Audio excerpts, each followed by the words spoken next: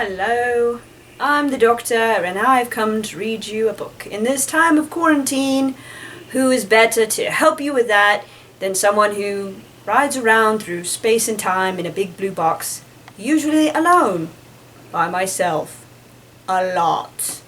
So I was told I should find the perfect book. So I looked and I thought, The Great Gatsby, War and Peace, there are so many grand books. And then they were like, maybe not.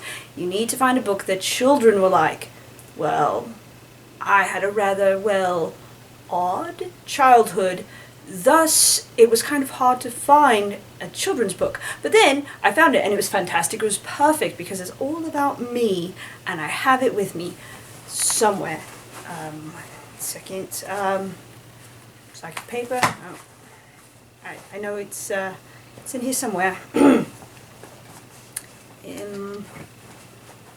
my glasses. Test tubes. Oops, this one. Banana. Always take a banana to a party. No. I will find it, promise. I know I have it. Pencil. Sonic screwdriver. Oh.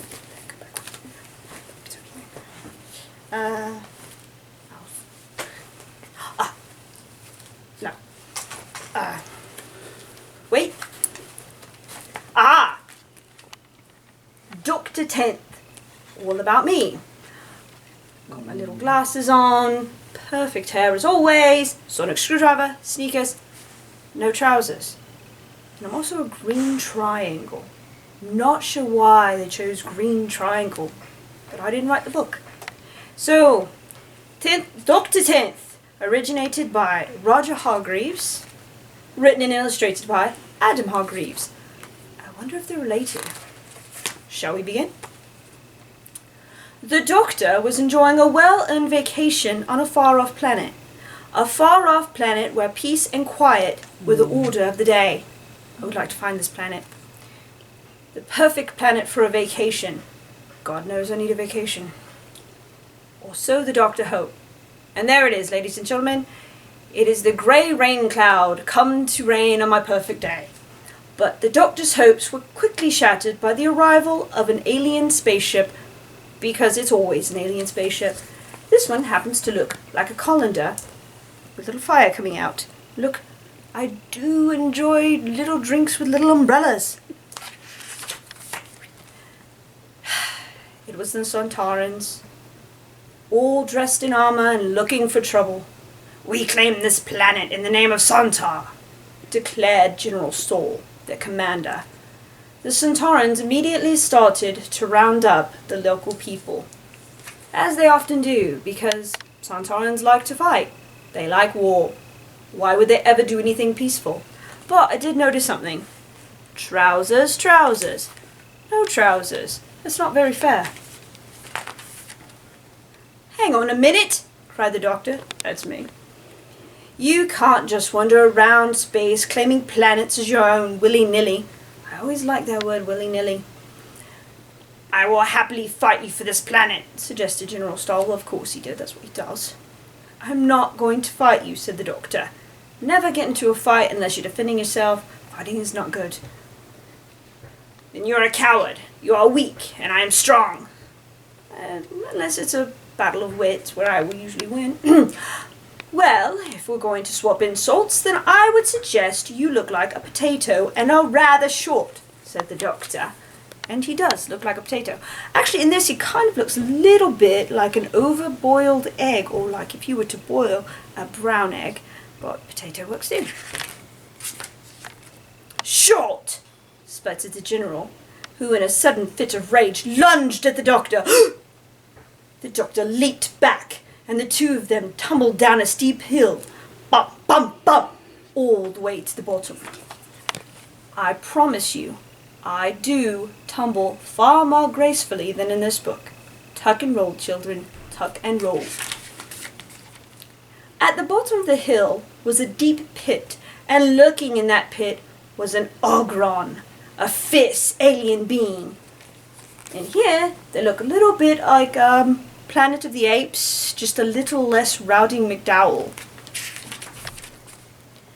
The doctor desperately grabbed hold of a root growing out of the side of the pit wall, of course, because I'm fast.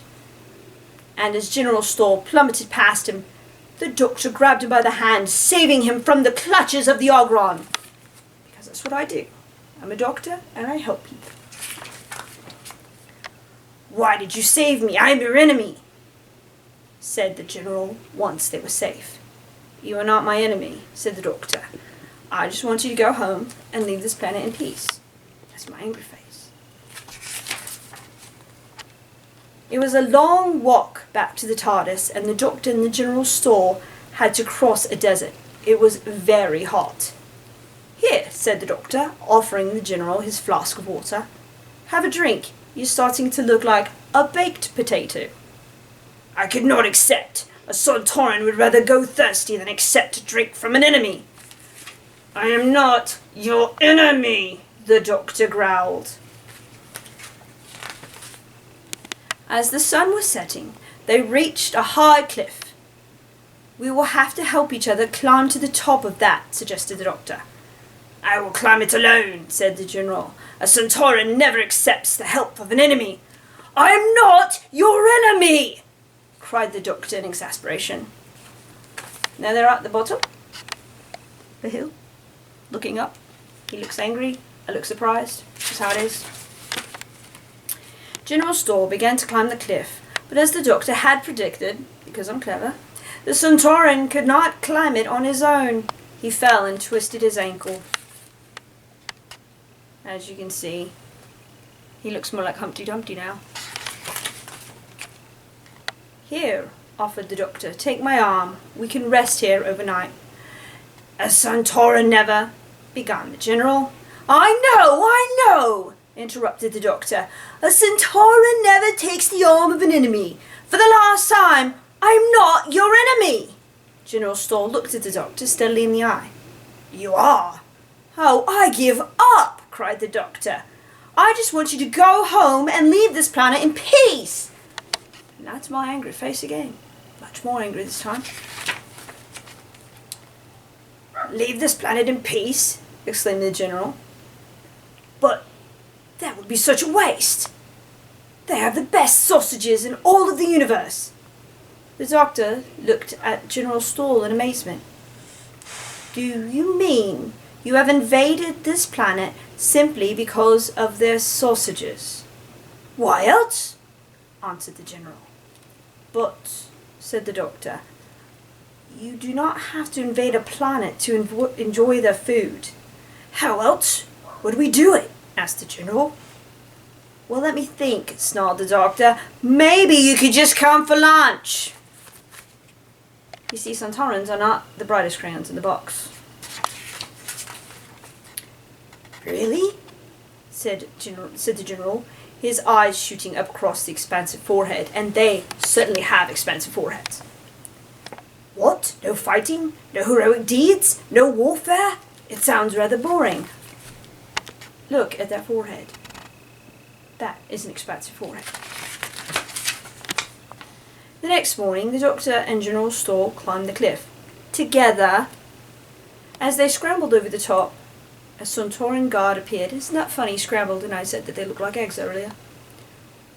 "Well done, General," said the guard. "You have captured the enemy."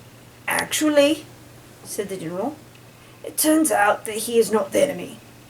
"At last," cried the doctor, "and now we can all have lunch." And stew potatoes. The doctor and all the Sontarans sat down to a much longed for lunch. "Sausages all around," ordered the doctor when the waiter came to the table. "I'm terribly sorry, sir," said the waiter. Here's the plot twist. "But we're all out of sausages." Dun dun dun! Well, I hope you enjoyed the Dr. 10th. And maybe if you liked it, I will do more stories if you ask me to. But for now, that is all she wrote. Have a good night.